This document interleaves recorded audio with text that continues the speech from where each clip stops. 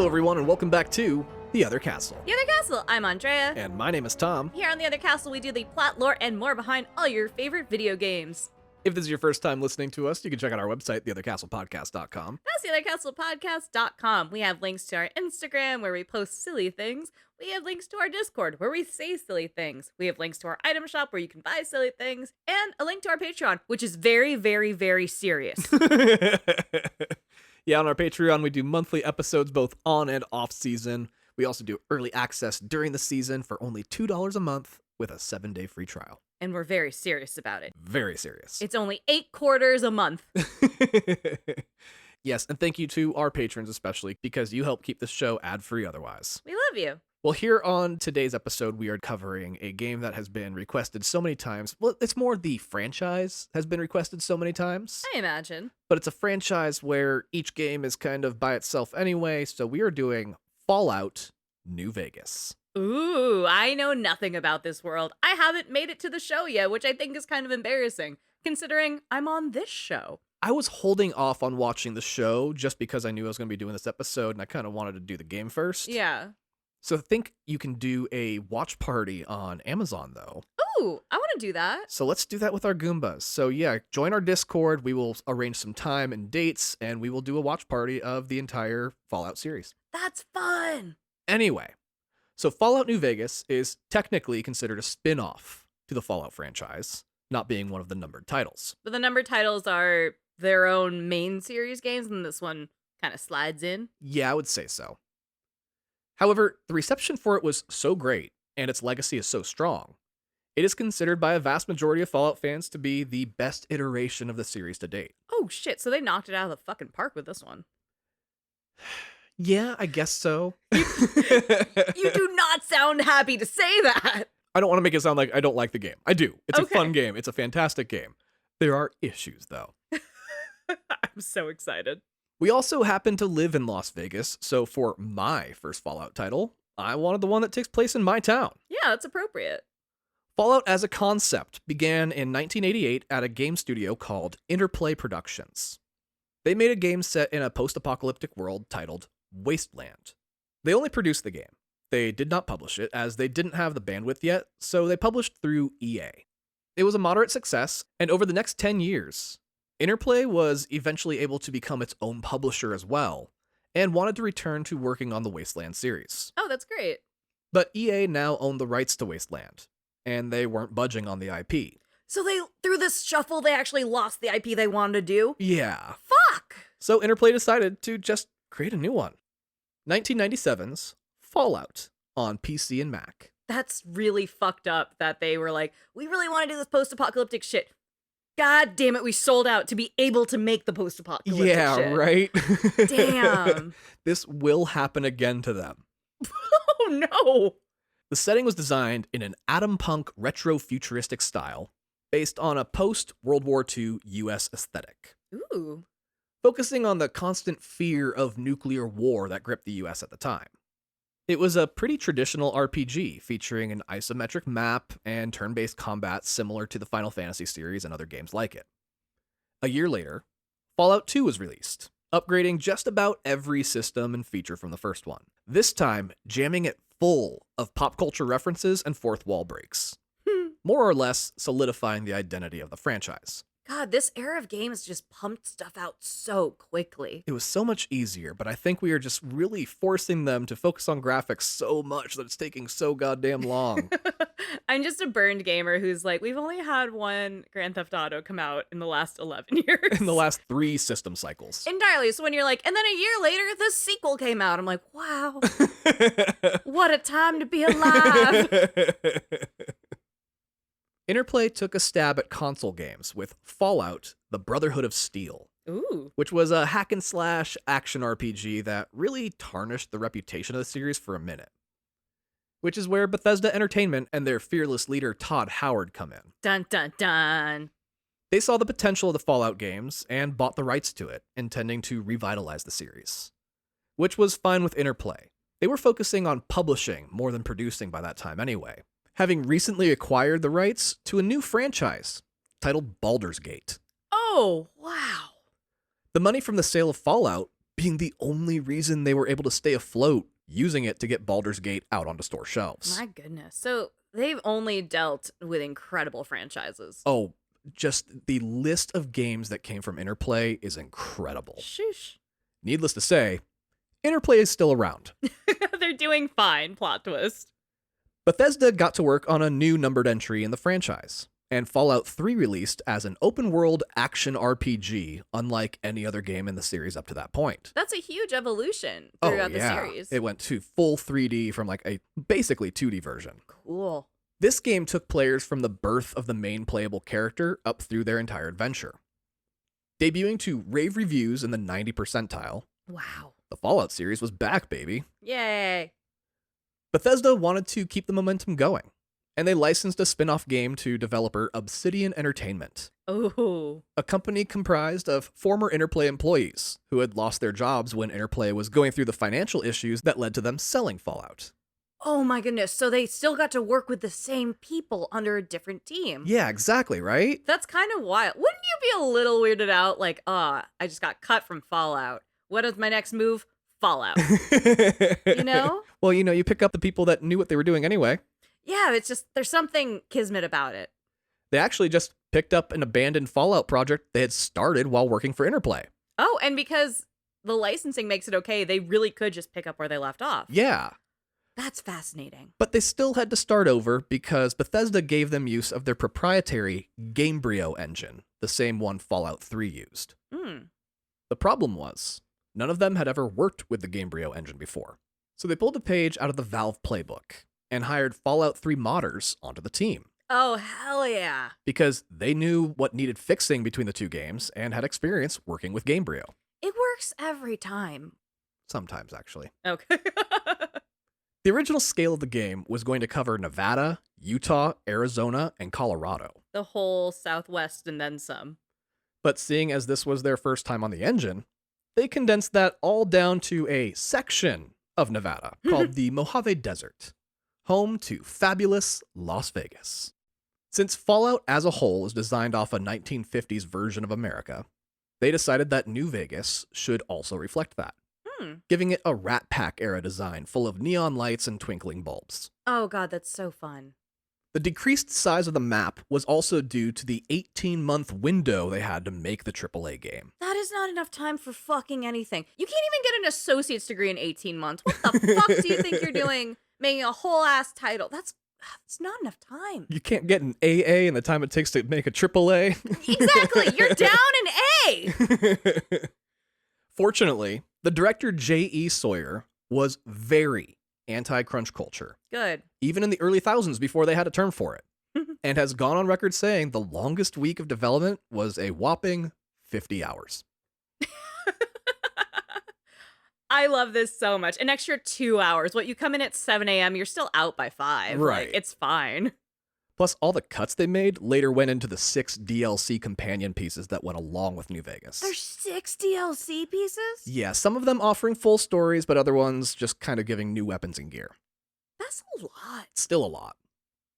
Fallout New Vegas also brought in a bunch of celebrity voices, such as Danny Trejo, Felicia Day, Zachary Levi, as well as the living legend, Mr. Las Vegas himself, Wayne fucking Newton. That's so fucking cool. Why was he in a video game? Because they asked him. They were the first people to ever ask him.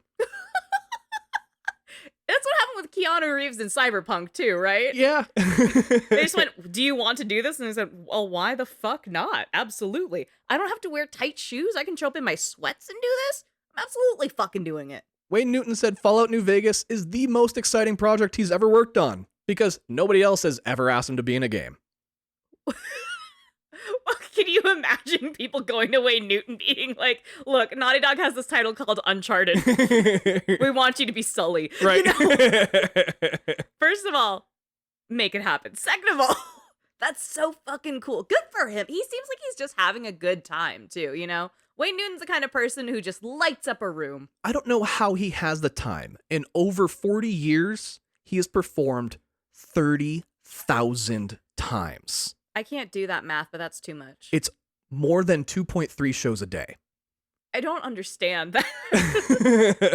Wayne Newton is a king. He truly is. He plays a radio DJ in New Vegas, appropriately named Mr. New Vegas. I love everything about this. This is perfect.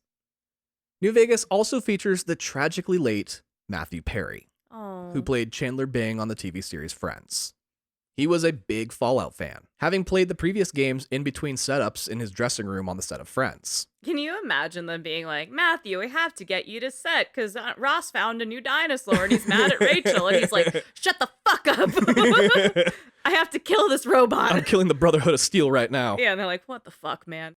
Well, Matthew Perry tragically passed away about a year ago as of this recording, and there is currently evidence-based speculation that there was foul play involved, so hopefully we will see justice for him soon. That's fucked up. Justice for Matthew Perry. Fallout New Vegas's location being the Southwest, the team spent a lot of time in the desert. Oh no, we have to go to Vegas because it's for work. Right. I really just want to make sure I get it right, so I need you to book me 3 weeks at the Westgate where Elvis used to perform. Right. Thank you. Oh, you know what we really need to do? Research on the steakhouses. Which one did Frank Sinatra go to? Oh, yes, that one. Actually, I'm not allowed in the Frank Sinatra steakhouse. Banned for life. Banned from all Wynn Encore properties throughout the universe in perpetuity. Oh, God.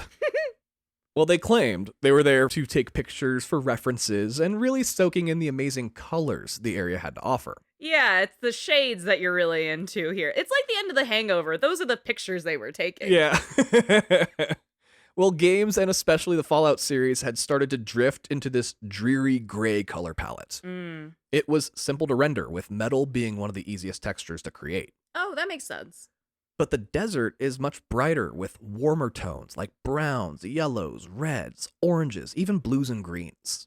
There's a reason artists travel from all over the world to paint our sunsets. Of course, this led to a decade and change of every other game making the same shift, so there is that. We only have one idea at a time. Fallout New Vegas released on October 19th, 2010, to overall positive reviews. Not quite as glowing as Fallout 3, but still considered a good game. Bethesda actually wrote into Obsidian's contract that if any version across PC and console received a Metacritic score of 85% or higher, the team would receive a bonus. Oh. Fallout New Vegas sits at an 84% Metacritic score. You're fucking lying. 1% off. The way I would fully hire someone to create bots to do accounts, it would balance out, like. Oh, you would hope, right? But they only go off of like real reviews with Metacritic. Fuck me. I'm mad for them. That's fucked up. The people at Obsidian are like, we didn't even write that in. Bethesda wrote that in. We signed it. It's the fair thing. Okay. The biggest complaints being a laundry list of glitches, graphics, and gameplay issues. Oh, fuck. I mean, 18 months, not a lot of time to QA that shit. That's true. It was a very fast turnaround time. Sucks, though. Oh, I'm just mad they didn't get their bag. Oh, by 1% too. Yeah. But much like games that it would later inspire in more ways than 10, Fallout New Vegas didn't quit after release. Good. They continued to update and tweak it, releasing 6 DLCs and several patches to fix the issues plaguing its debut. Honestly, given the problems the game faced at launch, 84% is a generous score. Okay. But it was the story, the detailed faction systems, and vast open world of discovery and respect for the Fallout franchise that people really loved.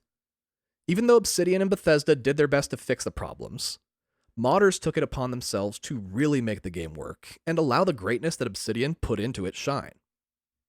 Today, many consider it not just the best in the series, but one of the greatest gaming experiences ever created. Because of Wayne Newton. Easily, right? I see it as a cult classic that requires a lot of caveats, but it's ultimately a really cool story in a fascinating world. Speaking of which, since New Vegas isn't the first in the franchise, but does exist within an established universe, there is a bit of history that I want to explain before we get into it. Fortunately, Fallout games are independent from one another, simply sharing a sandbox together, but providing their own story. The history is all discoverable within the game, but you have to piece it together through conversations and logs. I get you. So I'm going to fill in that gap in order to give everyone listening some context. Love that. Thank you. If anything, just for me, because I don't know what's happening. I thought we were doing an episode on Fallout Boy. No, that would be you. Fuck. I would be the wrong person to do that. Much like last week's episode of Wolfenstein, Fallout takes place in a world that had a different post-World War II outcome. Unlike Wolfenstein, the Nazis still lost. Fuck yeah. But the fear of nuclear war grew much larger than it actually did in our real world. Mm. This caused a stagnation in progress, more or less causing the aesthetic of the 1950s in terms of design and technology to stall. This pause continued for over 120 years, well into the 2070s. Oof. 120 years of fearing nuclear war, coupled with dwindling resources like oil and water, will do a lot of damage to a society. In the year 2077, tensions finally snapped between the US and China, setting off an actual nuclear Armageddon Oh, shit. called the Great War. A war that lasted a grand total of 2 hours, as thousands of nukes took out every single major city across the globe. Thousands. Fuck me. Being terrified of nuclear war for so long, the US government had previously commissioned the construction of 122 fallout shelters, referred to as vaults, across the country where people could run to should the worst come to worst, equipped to accommodate thousands of people for decades. When the bombs fell, humanity descended into those numbered vaults to live out the time it would take for the radiation to dissipate. The first Fallout game taking place 84 years after the Great War. Oh, goodness. Fallout 2, another 80 years later, following the grandchild of the first game's protagonist. Oh, it's a family thing. Fallout 3 celebrated the 200-year anniversary of the Great War, with New Vegas set 4 years after that.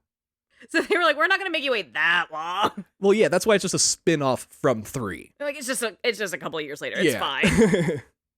It took about a full generation before people started to venture out of the vaults, with some of the first being on the West Coast.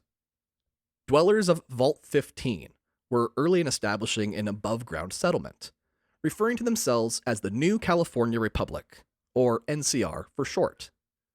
Upon exiting, they discovered that some people managed to survive without going into vaults, or had built their own bunkers and made it without the help of a community. So, like Indiana Jones rules, if you hide inside of a refrigerator, You can survive. you can survive a nuclear bomb. Got it. There were also mutated animals running around thanks to the high levels of radiation, which is why the NCR's logo features a two-headed bear. That's very good. I like the idea of a two-headed bear. Oh, you would not want to encounter one, though. But you see, if I'm ever in the woods, I will get mauled by a bear. And that's fine, because I know I'm going out getting my good scratchies in on a very good boy. You're like, oh, friend. Yeah. The NCR decided to become the default governing body of what would become the future world, Very typical of Californians. and started going around to see if other vault dwellers had emerged and started their own communities.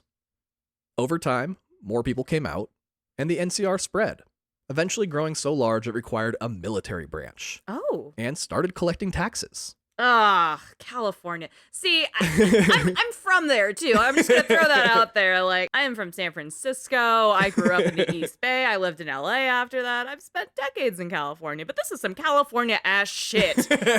We decided we're the first to ever come out. Okay, California, calm down. Right. And you know what we're gonna do? Tax you. What the fuck? And spread east. Yeah. We're gonna be here. We're gonna set up a way to squeeze all your money, and then we're gonna leave. Right. You know why? Taxes are too high. Figure that one out. Well, anyway. Meanwhile, the East Coast had its own shit going on, It always does. as that's where the US government was originally based, and a lot of the politicos took refuge in the vaults there, Oh. creating all sorts of power balance issues due to the massive egos involved. I believe that. The first functioning city to be discovered, though, was always known as a magical place in the middle of the Mojave Desert, where anything can happen. For some reason, the bombs did not drop on Las Vegas. Despite us having literal neon signs saying, please come here. Despite being an area where we used to test nuclear bombs. Yeah. There's an Atomic Site Museum out here. You'd think they'd be like, well, that's the obvious choice. Maybe it was too obvious. Over time, someone moved in and fired it back up, creating New Vegas, an oasis of sinful recreation in the middle of a desolate and broken world. I love everything about this. Fallout New Vegas inspired so many games that came after it. It reminded me of Cyberpunk, of Red Dead, Breath of the Wild, Baldur's Gate, BioShock, Death Stranding, Half-Life. Angry Birds. And yet it didn't play like any of them, maintaining its own identity. Not even Angry Birds? People love the Fallout franchise, with this one standing tall and proud as arguably the best of the bunch. Which is why it has been requested by fans for us to cover more times than I can count. It's time to take a sip from your trusty Vault 13 canteen and strap on your Pip-Boy 3000 Goombas. Strap on. Because this is Fallout New Vegas. Dean Martin's rendition of Blue Moon plays over a photo of a tall, tower-style casino, reminiscent of a real-world one formerly named the Stratosphere, which was officially shortened to the Strat back in 2020. This version is called the Lucky 38, and the photo says, Viva Las Vegas 2025. Yeah. As the song continues, the camera moves through a ransacked and deserted Lucky 38, eventually traveling outside into the night and onto the Vegas Strip, where it looks similar to today. Drunks stumble through the streets, sex workers solicit their services, and religious fanatics declare that these are the end times with a need to repent for our sins. This is what we saw this morning. There are other casinos on the Strip, open and active, with people coming and going. Twinkling lights shining brightly, drawing in customers like moths to the flame to resorts like Gomorrah and the Tops. You can also see other casinos as well, filling out the skyline. The police force here is made up of large robots. They're big and boxy at about 8 feet tall, made of metal, and have a small CRT TV in the center, displaying the face of a police officer. Is it a real face or is it like a archetype drawing of a police officer? It's a cartoony face of one, yeah. So I was trying to identify if it was a cop on FaceTime in the robot, the way they had iPads on sticks. Oh, no, that'd be really cool. No. I'm working remote today, officer. No, it's like a cartoon character cop. So we do kind of have that now, which is really horrific. Where they have the security robots in parking lots here. Oh my God, you're right. You've seen those? Oh shit, I wasn't even thinking of those. Tom, this is real.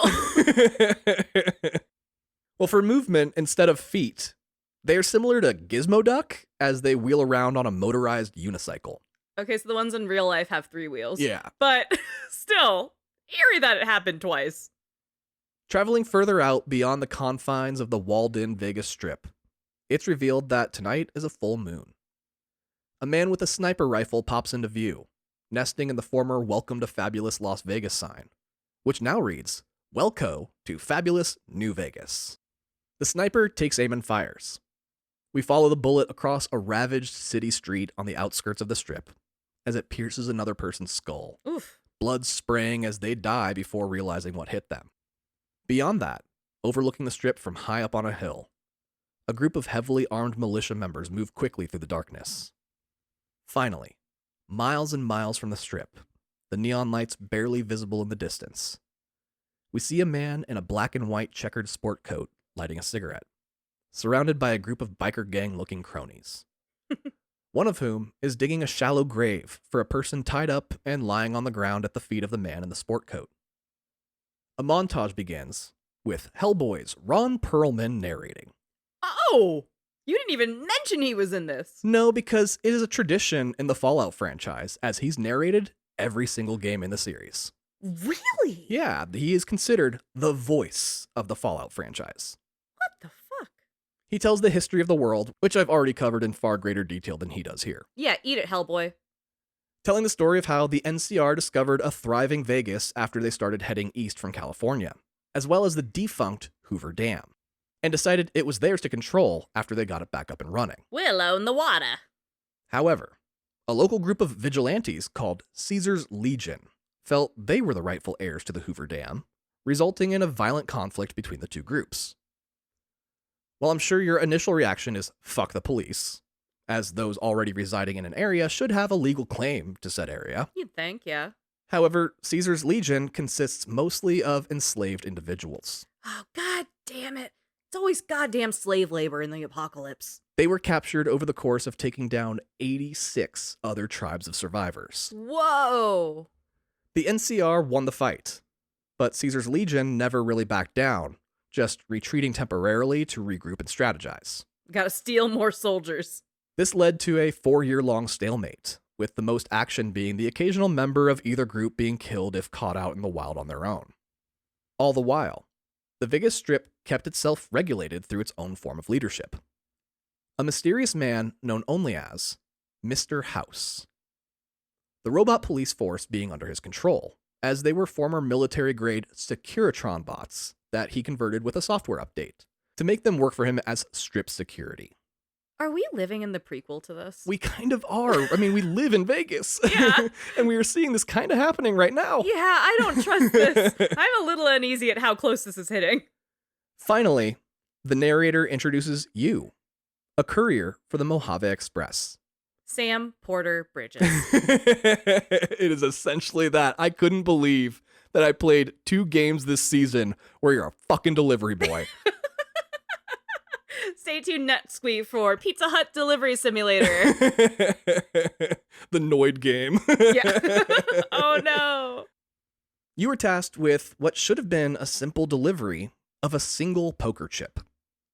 But that simple delivery escalated way beyond what you expected, and you find yourself tied up on the ground at the feet of some asshole as one of his boys digs your soon-to-be grave. Oh god damn it.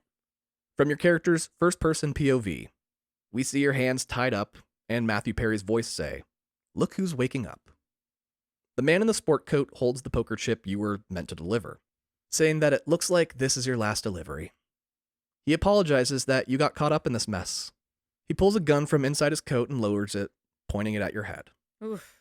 He says that, to you, this must all seem like one big 18-carat string of bad luck. But the truth is, the game was rigged from the start. I like the writing in this a lot. He pulls the trigger as the scene cuts to black and the title screen appears. Bethesda and Obsidian Entertainment present Fallout New Vegas. Coming to, you're looking up at a spinning ceiling fan and a man's voice saying, "Oh good, you're awake." Looking around, you find yourself in a bed inside a rundown home with an older bald man looking over you. He explains that you've been out cold for a couple days now, and he tests your memory, asking if you know your name. You can pick anything you want. Nobody will ever say it out loud anyway, and the default is just Courier, so the character doesn't even have an official name either. What'd you name your character? I named it Turbo. Everything's Turbo for me. Oh. The Fallout protagonists never have names. They're always just Courier, Vault Dweller, things like that. Oh. Whatever you pick, the man says it's not the name he'd have given you, but whatever. He's like, Turbo's fucking weird, but okay. He introduces himself as Doc Mitchell and says that you are in the town of Good Springs, Nevada. A very real place that holds a yearly Fallout event, as the owner of a local bar is grateful that Fallout New Vegas put their teeny tiny village literally on the map. Aw. Tourist dollars from Fallout fans keep that place thriving year-round. It's about 35 minutes southwest of Vegas, and if you ever visit, please be respectful. Take your pictures on Benny Hill, spend some money at the Pioneer Saloon, but don't be annoying as that is their home and they deserve their peace and quiet. Doc says he did his best putting your face back together. Your face! And asks you to look in the mirror to let him know how he did. This is the character creation screen, allowing you to customize yourself to be whoever you want to be, as this is a role-playing game and you will need to create your role. That's a clever way to say, like, you can make your eyes a different color if you want, or whatever the case is. It is one of the more clever ways of doing it, I would agree. Rather than just, who are you? Okay, now you're in the story now. Right. After a series of questions like word association and agree-disagree statements to flesh out your character's traits, Doc Mitchell deems you recovered from your case of bullet to the dome, saying you're good to go back to your regular life. You made it. Good job. But not before giving you the most important piece of equipment you could possibly have in this world. A cumbersome smartwatch-like device called a Pip-Boy 3000. I say cumbersome because it's a small CRT TV on your forearm that acts as your menu screen, allowing you to track your quests, check your map, your stats, your inventory, and equip your weapons or clothing. Doc Mitchell tells you that he grew up in a vault and everyone had one. He figures your brain is so fucked from getting shot in the head, you'll probably need it to keep yourself organized. Here's a Palm Pilot. Sorry about the head wound. Yeah. After some advice on where to start, Doc Mitchell sends you out the door into the post-apocalyptic wilderness. That was really nice of him, though. Roaming the streets of Good Springs, you encounter a Securitron robot. He's not one of the cop ones the Strip employs. He's programmed to be a sort of cowboy, as his screen depicts a friendly-looking Marlboro man wearing a 10-gallon hat and a scarf around his neck. He's a sheriff bot? Yeah. I love that. His name is Victor. He saw your attempted murder go down, and he waited for the people who did it to leave, then he dug you up to check if you were really dead. That was very, very nice of him. Yeah, it turned out you weren't, so he took you to Doc Mitchell. Fuck yeah, Good Springs. He tells you that he got here about 15 years earlier and has kind of been the sheriff ever since. Well, we looked at the people that were here and we said, nah, we should go with this robot. Good Springs being the starting area, it's mostly tutorial stuff, teaching you the basic controls, which, despite being a game that allows you to effortlessly switch between first and third person, isn't quite what I really expected from a game where your typical weapon is a gun. Unlike, say, Cyberpunk or Red Dead. Your ability to aim is kind of irrelevant. Yes, you need to be pointing in a certain direction, and you need to be lined up with your target. But even with a person's head squarely in your sights, you can still miss, as your character's stats determine whether or not you hit them, not your stats as a gamer. Oh, what the fuck? That's infuriating. It's a little frustrating, I will admit. Which is also why the game has a system called VATS. VATS stands for Vault-Tec Assisted Targeting System. It's this game's version of Deadeye. It stops time and allows you to aim at specific body parts of enemies, practically guaranteeing a hit. Okay, we got bullet time. That makes up for a little bit of that. It's not foolproof, but it's extremely effective, and if it doesn't get a kill, it at least injures severely. Because you can also shoot bad guys in the hand or foot, causing them to drop their weapon or to fall to the ground injured. Since the world ended due to nuclear bombs, there are items and areas that are affected by radiation still. Oh. You can handle a decent amount, but need to keep your eye on your rad levels, as it can harm you over time. Oh, shit. Healing items, such as Nuka-Cola, often increase your radiation, while others, like Sunset Sarsaparilla, don't. I appreciate that they're like, yeah, the cola's fully radioactive. My guy, Mountain Dew existed at the time, like... Well, both of these drinks, their bottle caps, act as the currency in this world. And they use bottle caps because they are at a finite number, having been produced long ago. Oh, so there's a very specific amount of them in circulation. Yeah, they're also very light, easy to carry, but difficult to recreate. Yeah. Do you remember that time in the late 90s, early aughts, where people were just wearing bottle caps, like there were belts and bags and shit? Right, it was a fashion accessory. Yeah. Like, to show that to someone in this world, they'd be like, you're wearing money? Right. You people didn't know how good you had it. Well, it's funny because you can find old world money and it's completely useless here. Oh, it's like novelty. Like, what the fuck is this? I don't know. It says 100 on it. Means nothing to me. Items in general are a huge part of the game, which makes the Z-tier inventory system all the more frustrating. Oh, do you enjoy this system? No, it's the worst I've ever seen. It caused genuine dread every time I had to go into the inventory. Dread! Which was extraordinarily often. Honestly, when people find out you're playing this game for your first time, especially on PC, the first question they usually ask is, what mods are you using? Because otherwise, it's a fucking pain in the ass to play, even 14 years later. Oh, you played this on PC, right? Yeah, I played it on PC without any mods whatsoever. Oh, no. If a game needs several user-made mods to be playable, then there's something seriously fucking wrong with your game. If the fans have to come in and fix it themselves. I'm not here to yuck a yum because people do genuinely consider New Vegas a masterpiece otherwise. But the internet's general consensus of this game is 4 out of 10 gameplay, 4 out of 10 graphics, 4 out of 10 performance, 10 out of 10 recommend. This is why I only got that 84%. Yeah, people love the story, but they also really love the Fallout universe, as it's rich and deep and full of things to explore and discover. For example, as I was heading into the point of no return, I took a perk that revealed all discoverable points on the map, as I figured by that time I had uncovered most of it. Of the over 180 possible locations, I had discovered 46. Shut up. Holy shit. I really thought I explored the shit out of that map, but there is so much to do. Clearly fucking didn't. The game might only take 14 or so hours for the main campaign, but the side quests can easily extend that into the 100-hour range. Whew. As usual, though, we're only covering the main story today, which leaves plenty for all of you to discover if you decide to go check out the game after you listen to this episode. Also plenty for you to discover, clearly. Yeah, I could play this game entirely again, but there's also 4 different endings, so there's a lot of different things you can do. Oh, shit. Your first main story concern being, why did that man in the sport coat shoot you over a single poker chip? Wandering around Good Springs, you get to know the inhabitants a bit, receiving fetch quests to help you level up and get to know the mechanics a bit better. Eventually, getting a lead on the direction the group of men who shot and buried you went, taking you away from Good Springs and into the open world of the Mojave Desert. Out here are giant mutated insects and animals, as well as roving gangs of survivors, each with their own agendas and lifestyles. As you progress, you can choose to align yourself with them, or hunt them down like dogs, each giving you different dialogue and storyline options as you develop your reputation across the different groups. This is like joining Reddit. It can be, right? Which of these subs is going to be my personality?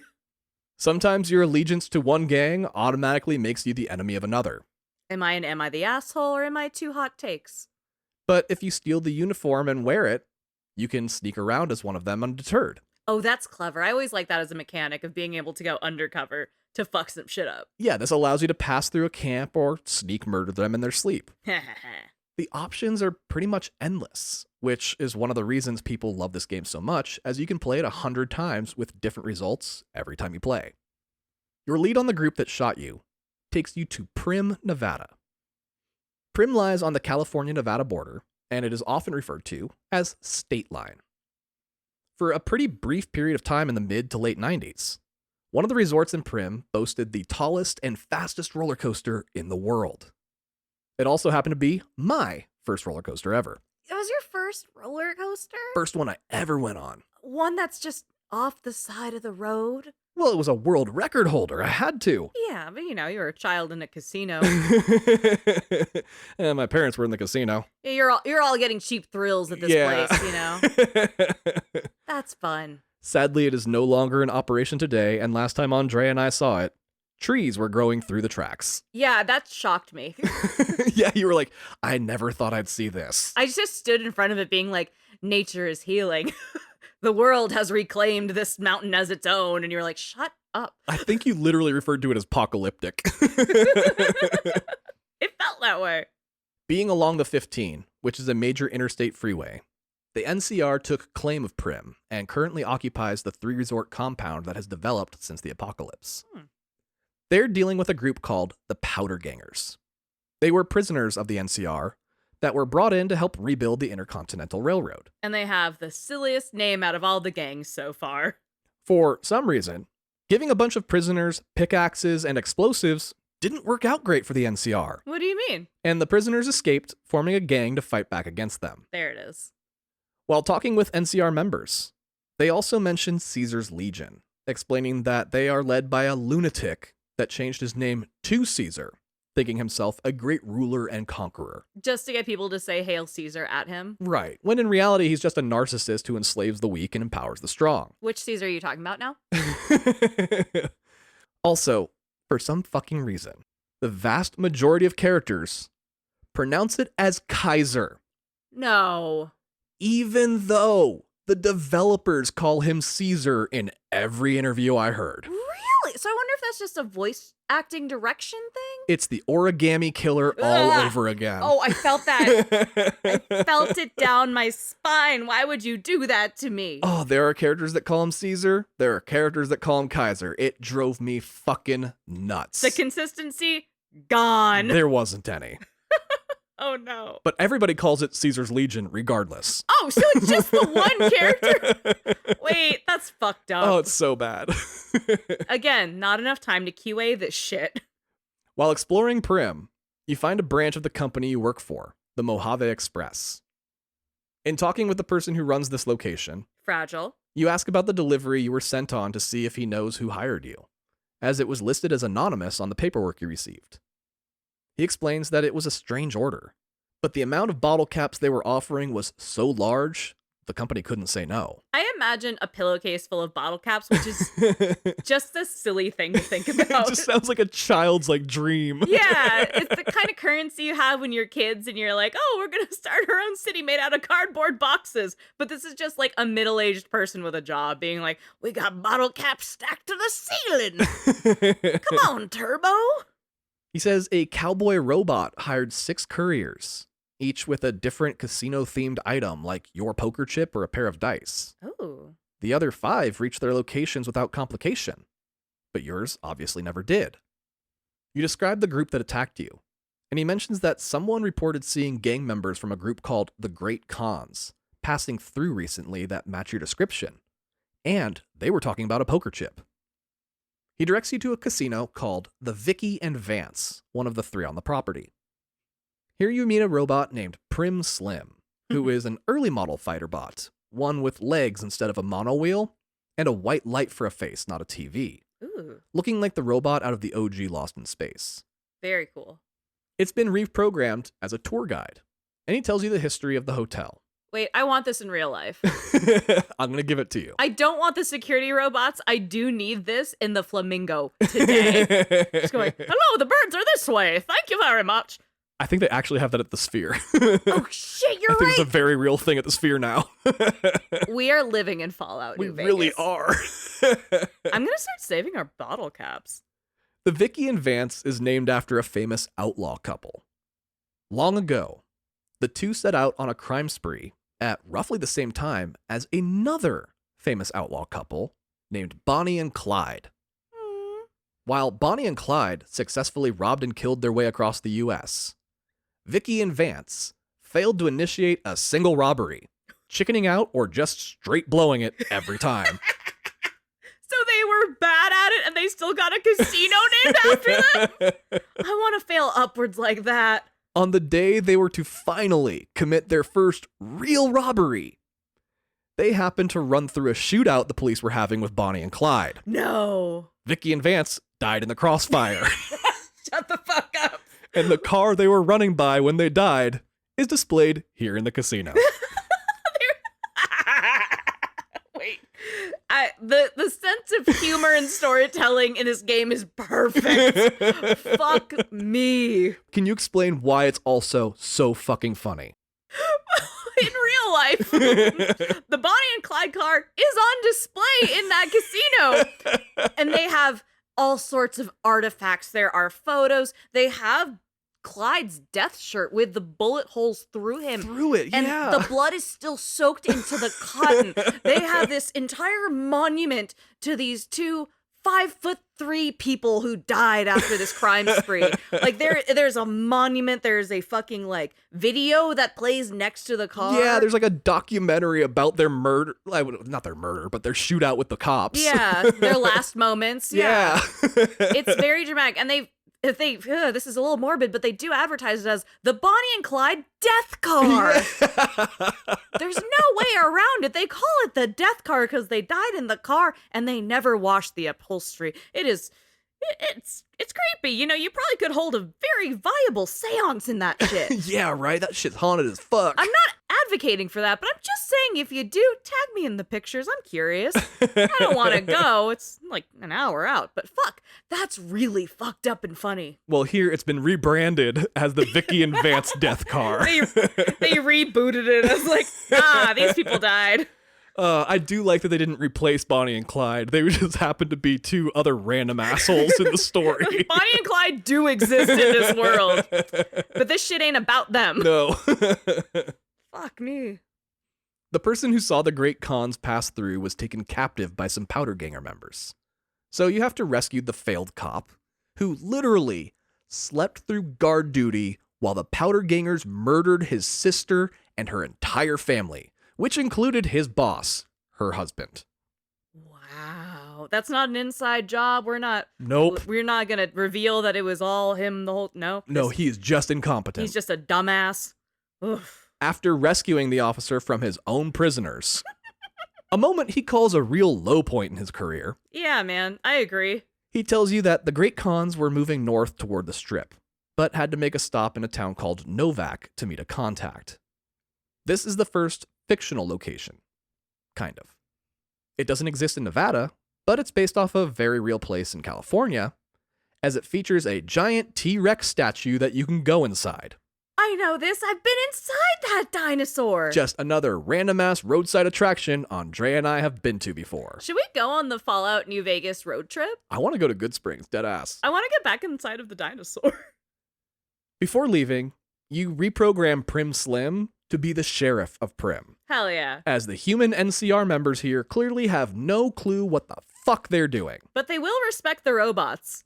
Slim's first order being to strip that idiot cop of his rank for getting so many people killed. Yeah, I really like this robot, actually. Yeah, Prim Slim's great. Unfortunately, there are no vehicles that can be driven, so everywhere you go is on foot. You're hoofing it? Everywhere. You can't take the death car? Remember earlier this season when I said Death Stranding changed my brain chemistry when it comes to traversal in video games? Did this revert you back? Oh, I felt it here.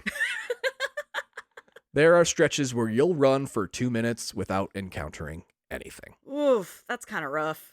You also run at the pace of Henry Stein from Bendy and the Ink Machine. 60-year-old Henry Stein. Oh, whose run is every other character's walk. Oh. On your way to Novak, you pass through the town of Nipton. It is actively on fire.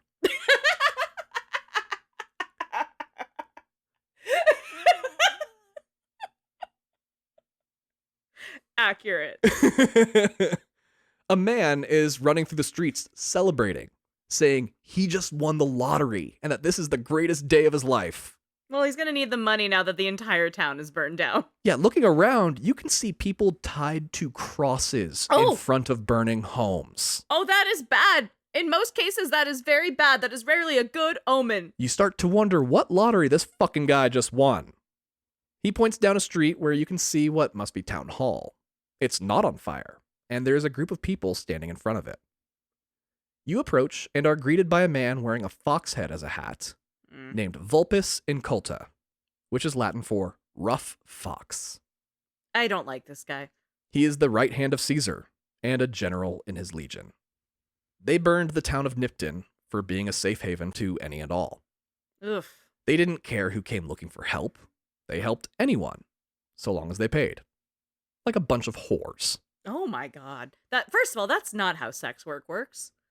They were even willing to take caps from Vulpus himself to set a trap for the NCR to walk into. Little did they know it wasn't for the NCR. It was for the citizens of Nipton themselves.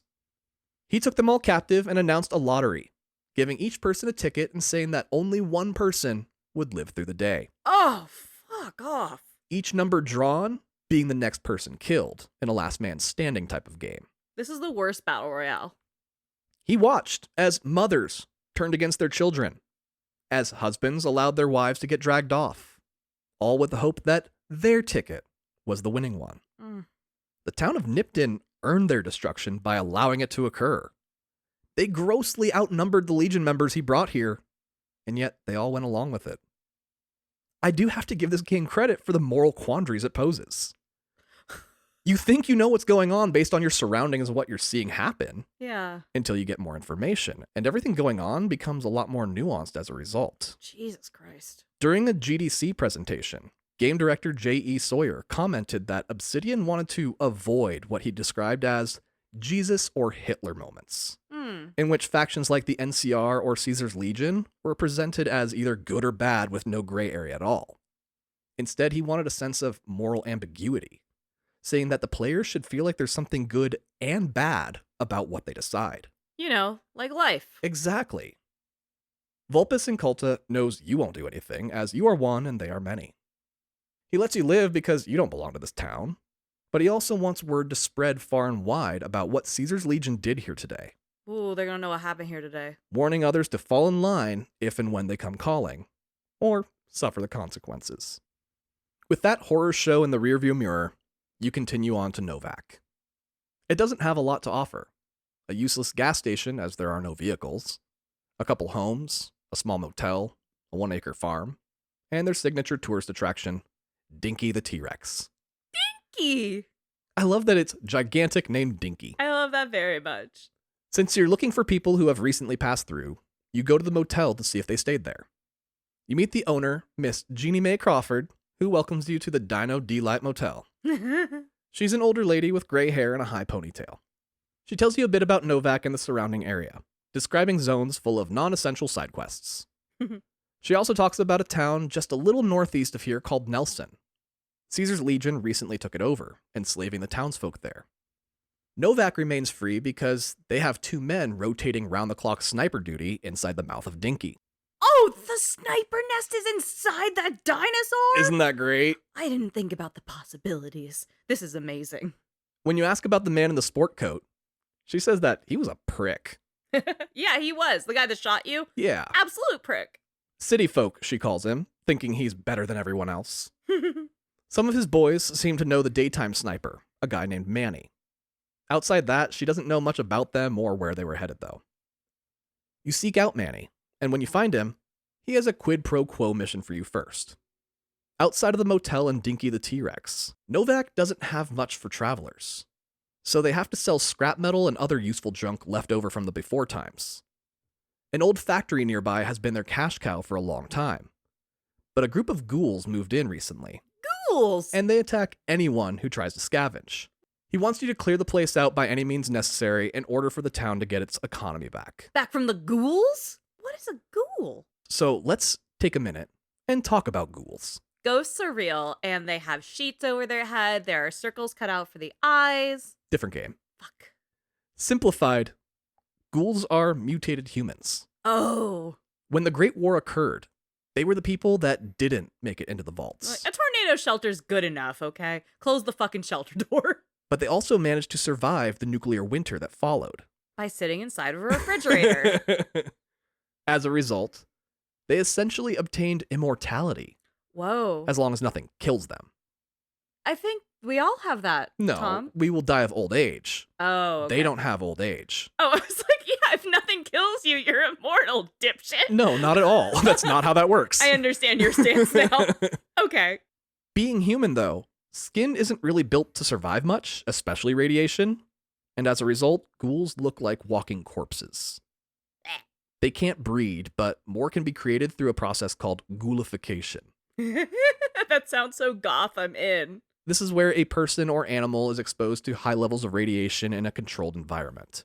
Like the Joker. Even then, it doesn't always work, so it's not a common practice, and it isn't one we see in this game anyway. There's gotta be some real alt heads that are like, I'm gonna go ghoul, mom. You do meet one in this game that's kind of like he wishes he was a ghoul, but he's not. He's just a poser. Yeah. There are ghoul communities, them being the first to rebuild after the Great War as the unaffected remained in vaults. However, there aren't any ghoul-centric settlements in the Mojave Desert. Caesar's Legion sees them as disposable, abominations of nature. Even though there are those who have gone feral over the years, most are normal people just trying to get by and make what little living they can in this shitstorm of a world. You don't see them often in small towns like Novak, but you'll occasionally meet one out on their own in the wilderness, or in larger settlements where there's a bit more tolerance towards diversity. Just like people, there are those you can trust, and those you can't. Their undead appearance, unfortunately making first impressions difficult. You arrive at the ghoul-infested factory, and discover that it is a former rocket testing facility. Whoa, that's cool. Which is why the scraps from this place are so valuable to the people of Novak. The group of ghouls you are tasked with evicting are led by a man named Jason Bright. Some of his followers are feral, but most are regular. Just like Taylor Swift fans. The big difference with Jason is that his skin glows green like a glow stick. Oh. He claims that his last name Bright was his surname prior to the Great War. He just lived up to it when he became radioactive. It's very fitting. He and the other ghouls have overtaken this facility because of something he calls the Great Journey. Jason Bright is a self-proclaimed prophet, Oh no. and he foretold of a far-off place where ghouls can live in peace and safety. Salt Lake City. Another planet, in fact. Oh no. Hence why they've taken over a rocket testing facility. They need to build a spaceship. Wait, he's dead on going to He a is. different planet? And the human that wants to be ghoul is the guy that's kind of building the spaceship for them. He's enslaved a rogue scientist. Oh, he is not enslaved. He is there very willingly. Okay, so he's just like stoked. He's like the fucking vampire assistant in What We Do in the Shadows. Like, I am here. I am investing in my community so I can be accepted by them. And they're like, yeah, man, could you just do this labor for us? And he's like, abso-fucking-lutely. I love your whole deal. Thank you. He's their daywalker. Yeah, thank you for the opportunity, Mr. Bright, as he glows around like fucking Mr. Burns and that alien. That's what I'm also imagining. It's kind of that, yeah. Fuck. That's cool as shit, though. I hope they make it to the planet. They've run into a problem in the basement, though. The fact that this is a terrible plan. No, there are mutants called Nightkin down there, and they are killing anyone who descend the stairs. This is fucking crazy. We're not even in Vegas yet. So you have a choice. You can help Jason Bright by killing the Nightkin in the basement, so he can gather his rocket shit and go. Or you can kill him and his followers, because let's face it, this is a cult. I chose to kill everyone, including the mutants. You're like, everyone in this building's going down, bitch. As far as I was concerned, this factory belongs to Novak, and they asked me first. And they have a dinosaur on their side. If you put all your skills into speech, you can try and convince everyone to leave instead, but where's the fun in that? What the fuck? Actually, there's a lot of fun in it. Because if you convince both the Nightkin and the ghouls to leave, Jason Bright loads everyone onto 3 rocket ships he discovered buried down here, and they blast off into space on the foretold Great Journey. Stop! And it looks like 2 of the 3 might actually have made it, too. But it definitely sounds like one of the 3 did not make it. Oh, one of them definitely fucked up on takeoff, but we do not see for sure. It like spirals as it's taking off. I'm like, oh, that one didn't make it. Well, we fucked that one up. Our bad. However you clear the place out, Manny is impressed and grateful, so he agrees to tell you everything he got off the great cons that shot you. He tells you that the man in the sport coat is named Benny. Manny used to be a great con and knew a couple of the guys with Benny, but Benny himself is not a member of the great cons. He just hired some as bodyguards. But Benny hasn't paid up yet, so they're sticking with him until he does. Those hoes ain't loyal to Benny otherwise. Girl. He tells you they're heading to Boulder City, another real-world location just outside the Hoover Dam. It's essentially where the employees of the Hoover Dam live, with a couple small casinos for those who make the mistake of booking an entire weekend at the Hoover Dam. How much can you fucking look at the Hoover Dam? There is not enough, but people do it, so sorry. That's Boulder City's whole bread and butter. We went there for like half an hour. I was like, I get it. Yep. Water on that side, rocks on this one. The end. All right, yeah, it's hot. Let's get back in the car. Before you leave for Boulder City, you meet the other sniper, a man named Craig Boone. This guy has an extremely tragic past, Oh. having been a member of the NCR from about 18 to 24. His battalion was ordered to commit war crimes against the Great Khans once, Oof. being told to open fire on unarmed women and children until they ran out of bullets. Holy shit. After his tour of duty concluded, he descended into a deep depression and started to throw his life away in New Vegas. Then he met Carla, who changed him, and the two fell in love and moved to Novak to live a quiet life together. Oh. But that happiness was short-lived, as one night while Boone was on sniper duty, members of Caesar's Legion managed to sneak into camp and kidnap the pregnant Carla to sell her off into slavery. Fuck. They also only kidnapped Carla. Nobody else in town was affected at all. That sucks. This, coupled with the fact that Manny, a person he's known since childhood and fought beside in the battle at the Hoover Dam, didn't seem to give a shit when she was gone. Oh.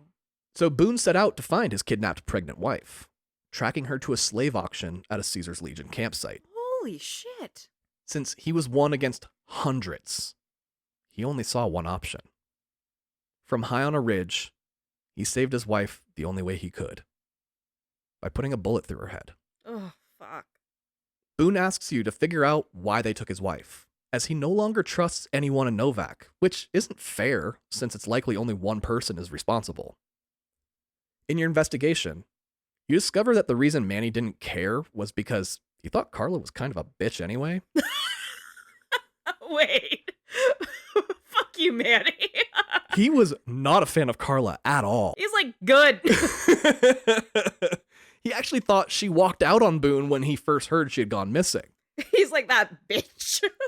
The real culprit was Jeannie Mae Crawford, the owner of the motel. No, she sounded so sweet when you did her voice briefly. Carla was a city girl, and Jeannie Mae Crawford has never cared for city folk. She doesn't like city folk. Fuck. How are you about to be mean as shit and have dinosaurs? This sucks. Carla's constant desire to make Novak nicer was annoying. Oh. So she sold her to Caesar's Legion and gave them enough info to get past Boone while he was on duty. That city bitch told me to pave the roads. I'm gonna sell her into slavery. When you discover this, you ask Jeannie to go ahead and step outside with you. When you signal to Boone, who's on duty in the mouth of Dinky the T-Rex, that she's the one who did it, he makes her head vanish from her shoulders. Oh, fuck. But now who's gonna run the motel? I'm very invested in the economics of Novak. Well, it just opens it up for one other person. Okay. After this, he gives up on the town of Novak and agrees to come along as your companion. Oh, because he's over it. He's like, I did what I had to do. What else am I living for? Fuck this town and everyone in it. My job isn't a dinosaur, man. I gotta go see the world. Companions are a really helpful feature, as they essentially are immortal and are pretty decent shots. Oh, damn. That's a little OP for a sidekick. Yeah, like they can go down for a little bit, but they always come back up. Cool. There are several you can obtain, each with different perks. You can have robots, humans, ghouls, cyborg dogs, all sorts of options. I held on to Boone for a long time before replacing him, because who doesn't want a military-trained sniper on their team? Yeah, he used to live in a dinosaur, man. It's the coolest man on Earth. Yeah, I had to get Boone out of Novak. There's just too much sadness there for him anyway. Yeah, I get you. After Novak, you enter Boulder City. In the center of town is a giant stone slab memorial, commemorating the Battle of the Hoover Dam and the lives lost. Are you talking about the real one from all the people that died building the Hoover No, Dam? not that. Oh, this is just in the game. The in-game battle that's been on like a standstill for the last 4 years. I'm blurring reality and fiction again. It's okay, it's very easy to do. It details the day the NCR won by luring Caesar's Legion into the center of Boulder City and blowing up the whole fucking town. Oh shit, honestly, punk rock as fuck. The area is under control of the NCR still, and in asking around, you find out they recently ran into some great cons. They're holed up in a blown-out building and took a couple NCR troops as hostages. They've been at a standstill for a while now, and they ask if you can find a way to sneak in through the back while the NCR holds their attention in the front. Hoping this is the group you're after too, you agree. Yeah, you're gonna hit it from the back. Once you make your way inside, the leader of the group of great cons is terrified, as he left you for dead back in Good Springs. Ain't I killed you before? You tell him, surprise, motherfucker. And he's like, stop, I get it. You survived and tracked us down, but Benny isn't here anyway. He took the poker chip, didn't pay the great cons, and ran off back to the strip. What a butthole. But not before alerting the NCR to their location. Oh shit. He apologizes for almost getting you killed, but it was just a job to him. It wasn't personal. Benny's the real asshole in this situation. You negotiate a deal between the great cons and the NCR, prompting the con leader to explain that Benny is a high-ranking member of the Chairman, the group in charge of the Tops Casino. Oh. So that's likely where you'll find him. You ask him if he knows why the poker chip he stole is so important, and he has no idea, just that it's made out of platinum, a metal with practically zero value. Oh. I was like, damn! Never mind. Despite coming from the south, you have to enter New Vegas through the north part of the strip, What, fucking Summerlin? an area called Freeside. Today, it's home to the Fremont Experience, which is the overhead canopy that shows insane visuals to loud music practically all day, every day. It's sometimes referred to as Old Vegas. Yeah, that too. A part of town that is considered unsafe just a block or two away from the touristy sections. Naked City. Over 250 years later, not much has changed. The gateway into the strip is heavily guarded by Securitron bots. You need permission to enter the strip, which you don't have. It's reserved for people who either have business there or can afford it. So you need to earn the right to enter by completing tasks for the factions that control Freeside. Or you can skip all that if you've been really good about saving money and have enough caps to prove you belong here. A lot of the more interesting content is in Freeside, as one of the factions there are the Kings. They're all Elvis impersonators. That's so fucking cool. Damn. Back in the day, Elvis and Vegas were almost always in the same sentence together. that's how closely tied the two were. You don't see it as much anymore because Elvis fans are fewer and further between now. But I do love the Kings, as you can obtain a 209-year-old cyborg dog named Rex as a companion by helping them out. That's so cute. I love everything about it. Do you know why Rex is such a common name for a dog? Was it Elvis's dog? It's Latin for king. Damn, that's cool. Damn, that's hard as fuck. It's really good. There are other factions as well, like the Followers of the Apocalypse. A dramatic name for a bunch of peace-loving hippie medical doctors living in the old Mormon fort found in Freeside. What the fuck? That's way too cool for these nerds. Yeah, they offer free healthcare to anyone who needs it. They're just socialists? Yeah. What? They need a better name. That's bad. There are several methods you can take and allegiances you can form to gain access. It really doesn't matter how. What matters is that you do. Once you gain access, and you're finally on the streets of the north end of the strip, you look for the Tops Casino to hunt down Benny. One character you've run into a few times along your journey so far is Victor, the cowboy robot from Good Springs that found your almost dead body. The cowbot.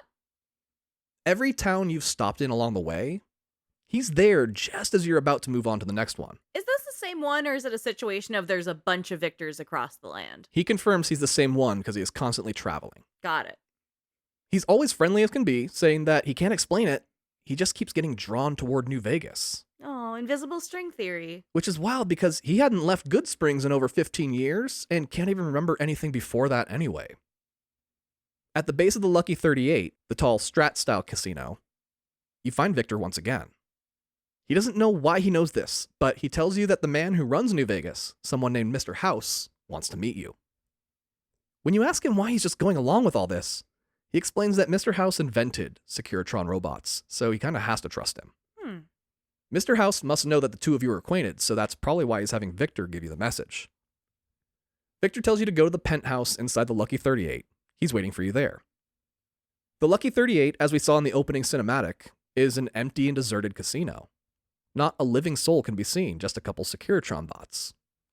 You take an elevator to the penthouse, where you are greeted by a female presenting Securitron, as it shows a woman's face on its screen. She's the butler for Mr. House, telling you that if there's anything you need, to let her know, and that Mr. House is waiting for you in the next room.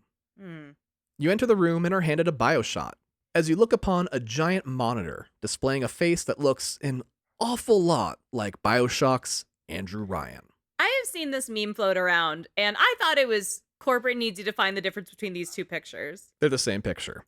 He's a 1920s snake-like Howard Hughesian businessman with a thin pencil mustache, a strong jaw, and a tight off-center part down his dark hair. He looks a little like a wet Gomez Addams. Oh, yeah. I would say that. That's good. That's just also not specific to him. The archetype of this dude is just like a wet Gomez. The face is always stationary when Mr. House speaks, as this is just a picture of the man you're talking to. He welcomes you, asking you how your journey has been. You cut straight to the chase, because why does Mr. House want to meet a courier so fucking badly? He says that he's been following you since the moment Victor dug up your grave. The platinum poker chip that Benny stole was supposed to be delivered to him. He wants you to finish the job you were hired to do by tracking down Benny and getting the poker chip back by any means necessary. Man, I was dead like 3 days ago, okay? I was buried. I barely have my scrambled egg brain back in place. And now I have to go back to work? He's been out of work for what, 4 days? Come on. Marriage is till death do us part. I died. I'm definitely out of this fucking contract. Yeah! I'm at least on PTO. What the fuck? Benny used to be Mr. House's go-to guy for shady dealings. But in trusting a shady guy, he got. The house did not always win in this situation. If you dispose of Benny and bring the chip back, there may be a position open that pays very well with your name on it. You ask Mr. House what his role is here on the strip, and he explains that he was the founder of a robotics company called Robco Industries before the Great War. He has made many sacrifices to his humanity in order to still be here today, but he is still very much alive and inside a human body. That's definitely something you say when you're trying to not be suspicious. Well, when you're claiming to be over 200 years old, you need to explain it. He uses the monitors to communicate because it's one of the compromises he's had to make in order to remain alive. Mr. House tells you everything he has on Benny, including the room number he stays in at the tops, giving you several options on ways to corner Benny in order to retrieve the platinum poker chip. You ask why the chip is so special, and Mr. House explains that it was forged a very long time ago when the metal had some serious value, and then was lost. He's been hunting it down for an extremely long time, and when he finally found it, it was stolen from him. He tried to outwit any would-be thieves by hiring 6 run-of-the-mill couriers, each transporting different, useless knickknacks, with you carrying the only item of value. Oh. But he never considered Benny betraying him. Mr. House had been controlling Victor from here when he hired the 6 couriers, and was monitoring through Victor when Benny shot you, instructing Victor to dig you up when Benny and the cons left. Finally armed with information, you head to the Tops Casino to find Benny. The employees here are basically Vince Vaughn's character from the movie Swingers. You're so money baby kind of shit. You're so fucking caps and you don't even know it. You're mate. so fucking caps. Oh. You ask around looking for Benny, getting the lay of the land and figuring out the best course of action. One thing you keep hearing is how amazed people are by you. You probably just have a shitty patch job on your face and there's still a hole from where the bullet went through. Actually, it's that everyone saw you go into the Lucky 38 casino. Nobody has ever been inside since Mr. House established New Vegas. Oh. Not only did you go in, but you came back out escorted by a Securitron bot treating you nicely.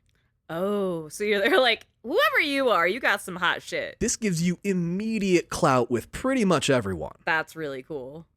There are several ways to get to Benny, the best being to separate him from his 4 bodyguards that go everywhere with him. Ultimately, you need to get into his suite, whether it's with him in it or not. If you corner Benny alone, you can get a lot of information out of him. The poker chip isn't made out of platinum. The information on it is platinum. Oh. The poker chip is basically a thumb drive with a computer program on it that will give Mr. House unprecedented levels of power over everyone. Holy shit. Benny says it wasn't personal when he tried to kill you. He was just trying to stop Mr. House from taking over. When he set up the strip initially, there were 3 families that came together and each one opened a casino, with Mr. House providing security to their casinos and taking a cut of the profits. Like a fucking mob boss. Yeah, which is very Vegas, truly. This chip would make it so Mr. House wouldn't even need the 3 families anymore. Oof. And Benny was trying to prevent that from happening. But also, if you do your own research outside of talking to Benny, you find out that the 3 families are all basically mob bosses themselves. So, like, everyone kind of sucks in this situation. It's just Vegas. Yeah, that's you know. very Vegas. Especially 1950s Vegas. The lore writes itself, okay? Like I said, the goal is to make it into Benny's suite, because once you're inside, you find a secret back room. In the back room, you find a Securitron bot. It's different from the others in that it has a big smiling face on its screen. His name is Yes Man. In talking to him, he reveals himself to not be a part of Mr. House's network of Securitron bots. He was reprogrammed to be extremely nice to everyone and do whatever humans tell him. Oh, he's nice. Including monitoring all of Mr. House's communications and decrypted messages, then reporting back to Benny. There it is. Okay, see, I fully feel you, though, on the no Jesus versus Hitler shit. Like, everyone is very layered and has reasonable and full motivations behind what they do, and you don't know the full story until you unlock these scenes and things. Right, it's very well crafted. It's very intelligent. I really like that. You ask Yes Man if he knows anything about the chip, and he says that Benny had him look at it hundreds of times. It contains a program that will upgrade Mr. House's defenses, but the details on how are unclear, as the data on it was written in a programming language that was created after Yes Man, and therefore he can't read it. Shit. There are only 2 computers he knows of that can. The one Mr. House broadcasts from out of the Lucky 38, Obviously. and one in a secret underground facility about 50 miles southeast of Vegas in a place called Fortification Hill. Obviously. You ask what Benny was planning to do with the chip, and he says that he wanted to kill Mr. House and upload Yes Man onto his system instead. Oh, friendly bot. Then Benny could control security in New Vegas, since Yes Man always obeys whatever Benny tells him. That's maybe not the right direction. 2 steps forward, 1 step back, you know? It's a real vertical move just to put the keys of power into another asshole's hands. Right. Could he be any more power hungry? I've been holding back. Oh, gosh. I didn't even write one in. I knew it was going to come naturally eventually. Shit, yeah. I did it. You start to realize that Yes Man is being very honest with you, and you make a comment about it. He says that Benny programmed him to accommodate 100% of requests, and never put any restrictions on who can make requests. That was probably a bad idea, huh? Oh well. You could do some damage with Yes Man. I don't like this at all. So you ask, what would happen if you were to upload him into Mr. House's computer instead? He says that he would have to do whatever you tell him. But before you make any decisions, he recommends you go out and get to know some of the factions out in the Mojave first. See if there are any you think could be allies, because at the end of the day, a territorial storm is brewing over the Hoover Dam. A coming battle is in the air, and when it's all over, whoever controls the dam is going to control New Vegas. Because of the water supply? Because of the water and the electricity. Oh, that's right. Okay, got it. You are going to be integral in deciding who gets control of the dam. Yes Man sends you off to get to know them all. As you've seen already several times, the truth isn't always so obvious in this game. Exiting the Tops Casino, you're confronted by Vulpus Inculta, the right hand of Caesar. Is he holding one of those big yardsticks of boozy slush? He's not. He's actually in disguise in a suit. Oh, there's a part of me that's also imagining this as Today Vegas, where Yeah, everyone's got a yardstick, a boozy slush, they're smoking cigarettes. So while these very intense conversations about gang wars are happening, they're also like, I went to Fat Tuesday. I saw Chris Angel. They got their Mind Freak merch on. He tried to get me kicked out of a club. I do not like Chris Angel. He tells you that Benny is on his way to meet with Caesar, who has made his camp in an area called Fortification Hill. Caesar wants you to come visit as well, having heard of your many endeavors. You're like, awesome. That's where the secret underground computer is located anyway. It's probably why Benny is going there too. So you check in with Mr. House on your way out to update him. He says that the underground facility will not open for just anyone, and that the chip is the only way to get inside. The door will recognize the chip and will allow access to whomever has possession. So it's imperative you get the chip before Benny makes it inside. Yeah. Fortification Hill is appropriately named, as Caesar's Legion takes up several acres of land in a sprawling tent community. In the center is the leadership tent where you find Caesar himself, a bald white man in his 50s or 60s. He heard how you nearly died, tracked your killer across the Mojave Desert, then waltzed into the Lucky 38 like it was no big deal when it's a pretty big fucking deal. Culminating in you scaring a chairman so much, he came running to Caesar for help. Oof. He admits, that's really impressive. It's some big dick swinging, I'm not gonna lie. Fortunately for you, Benny's an idiot. And Caesar took him prisoner the moment he arrived. Hell yeah. He says that if you do some tasks for him, he'll give you the platinum poker chip Benny was carrying. But you're going to use it in a manner that Caesar sees fit. You ask him what that entails, and he explains that he has found a door here on Fortification Hill. One that has the exact same markings as the design on that poker chip. He's tried everything to open that door, from a blowtorch to sticks of dynamite. His guess is that the poker chip opens the door, and he wants you to destroy whatever is behind it because it's clearly something people are willing to risk becoming enslaved to get at. Oof. On your way to the sealed door, you find Benny tied up. He says that if you get him out of here, he'll run and won't stop until he can't run anymore.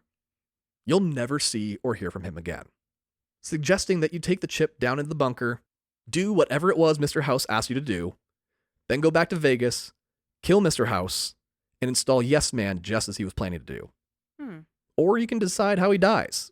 Caesar told you that it's your right to choose his fate, given what he did to you. He tries to kill you, you get the opportunity to take him out. You know, it's even. With the platinum poker chip that got you into this mess finally back in your possession, you head into the underground facility to see what the big deal is. Inside, you find a computer monitor with Mr. House already logged in and waiting. Oh, god damn it. He congratulates you on making it, saying you can install the software updates he needs off the chip from this bunker. I feel like he was also waiting to be like, if it's goddamn Benny, I'm gonna cuss him the fuck out. Oh, that was entirely his intention. I mean, he's like, oh, it's you. All right, cool. Yeah, oh, thank God it's you. Fully. You tell him that Caesar wants you to destroy this place instead, and Mr. House admits that he's powerless to stop you, but reminds you that Caesar is also a slave driver, so like, why would you want to listen to him anyway? What good are you doing here? While exploring the bunker looking for the fancy computer that can read the chip, you find out what it will actually do. Turns out, the Securitron bots that Mr. House controls are all operating on the wrong software version. There are features they can't access without the update contained on the chip. They need an update? They need an update to access features that are already installed on their bodies. What in the fuck? Truly, this is just some post-apocalyptic shit that we are living now. No, you need a subscription service and everything. What the fuck? This results in you needing to make a decision, really. Should you upgrade the Securitron robots to Mark II software, or leave them be? The update would make them a formidable force in the Hoover Dam battle that's on the horizon. Whoever controls them would likely win. Or you can follow Caesar's suggestion and destroy the bunker. We're going to go ahead and upgrade them for the purpose of this story because otherwise we're siding with the slaver. Yeah. After upgrading, Mr. House asks you to return to the Lucky 38 with the chip. When you get there, he tells you to go to the basement to see what the Securitron bots can do now. The features their body had installed but no access to were rockets and other explosive measures. Rockets! Oh, I fucking love rockets. The new software allows them to utilize all of their functions, giving whoever controls them a shitload more firepower than enemies would ever know is possible. In the basement, you watch a demonstration of this firepower, displaying a 235% increase in damage to targets. That's so much. That kind of power, a person could take over just about any territory they'd want. Mr. House intends to eliminate the NCR, Caesar's Legion, the three families, pretty much anyone who wants control for themselves. His intention being to build a utopia here in the desert, free of regulation or morality getting in the way of progress and technology. Like a cousin of his from long ago who lived in an underwater city. What could possibly go wrong? I fucking hate it here. I'm gonna take a shot really quick. He tells the story of how he came to rule Vegas. There were over 70 nukes headed toward the city. Ooh. He was able to remotely detonate over 50 of them while they were still in transit. Whoa. Another 9 were destroyed by surface-to-air lasers he had access to, but the rest landed in the surrounding areas. The Platinum Poker chip had been produced the day prior to the bomb's landing and was due to be delivered in just a few hours. Oh. It had the access needed to destroy every nuke in the world before they could land. Oh. But it was lost to time and destruction, only recently discovered at long last. Fuck. Mr. House spent years developing the tech that he would need to live long beyond his expected lifespan. After he figured that out, he began to rebuild Vegas. And here we are, 200 some years later. Because of this, he thinks he has a right to rule all of it. Now that you have your opinion set on Caesar and Mr. House. I don't like any of these motherfuckers. I'm glad. Fuck this. I'm going to Reno. Like, I'm over this shit. All of y'all are rude, and none of you are cool. Well, you have to visit another community that inhabits the Mojave. Of buttholes. They're called the Boomers. Okay. Fuck my life. Now you've added boomers to this. On top of the drama we're going through, we've got ghouls, which is a thing. There was a cult. There's slave trade, and now you're adding boomers, the worst of all? They live out at Nellis Air Force Base, northeast of Freeside. Yes. Where do they live in the game? Damn, that's good. You're not wrong. That is where all the boomers live. Reality is stranger than fiction. When they took over the base, they found military-grade explosives. They used these explosives to keep people away and themselves secluded. You need to make your way to their base without them blowing you up to see if there'll be any help in the Hoover Dam battle, as the outcome will affect them if the wrong side wins. If they refuse to help or are rooting for the wrong team, you need to dispose of them. Getting there is difficult, as they lob bombs at you, and it legit took me about 15 tries to get through the gauntlet of explosions. You don't do great with boomers. I've seen you. Once you make it, they're impressed, but not surprised to see you. Their leader, Mother Pearl, prophesied that this day would come, when an outsider would survive their defenses and make it to the front gate. They were told when that day comes, to bring the outsider straight to her. So they do. Mother Pearl is quite old, easily in her 70s. You ask about her prophecy that an outsider would find them, and she says that it wasn't a prophecy. She just knew someone would eventually make it past their bombs. She said, let's be real, at some point someone's gonna do it. I would like to meet this person. But the people here are pretty simple, so they took it a little more seriously than they should. Everyone here grew up in a vault, including her, and when they exited, they found themselves at Nellis. They've been here ever since, barely interacting with anyone from the outside. She's noticed through the surveillance tech they've found here that tensions have been getting high with the other tribes in the Mojave, and figured this day was coming soon, when they would have to get involved and choose a side. The others here aren't so sure, which is why she's happy you made it. She wants you to show the rest of the boomers that outsiders aren't dangerous. Baby, I'm trying. If you can do that, they'll support whatever cause you're here representing. To do so, you have to complete some very repetitive, back-and-forth side quests, including one where you help them locate an old warplane that sank to the bottom of Lake Mead prior to the Great War. There's a lot of crazy shit at the bottom of Lake Mead. Oh, goodness. I do like that the boomers' battle is against xenophobia. Right. And to bring peace to this oh, they're called boomers because of the grenades! Yeah, that's why they're called boomers. It's not because... No, I'm catching up. I'm good. You're there now. Just keep going. I got this. You help them attach some airbags to the plane and float it to the top of the lake, earning their trust and their support in the coming battle. You have brought us our plane from the water. I trust you, and now I'm no longer xenophobic. There were a few others as well, but yeah, that's the big one. If only it were that simple. There are a few other groups, like the Omertas, one of the 3 families, who run Gomorrah Casino. They have all their own shit going on over there as well, with that hotel being the one designed around vices like sex work and high-stakes gambling. Yeah, their sister casino, Sodom, didn't do as well as Gomorrah did. Not nearly.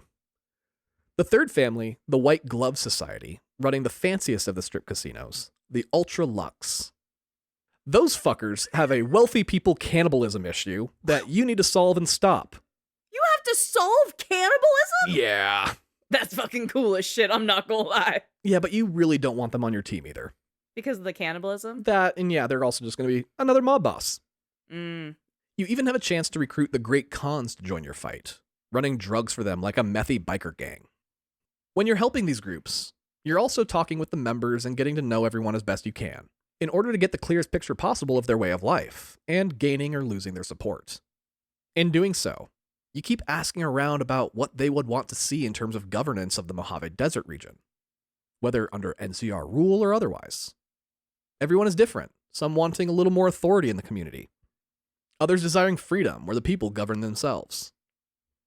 When you report your progress to Mr. House, he tells you that there's one group left that could actually pose a problem. They're called the Brotherhood of Steel. That's from another Fallout game. Yeah, they're kind of the only people who could take down his robot army. They wear big metal armor suits and carry heavy artillery weaponry.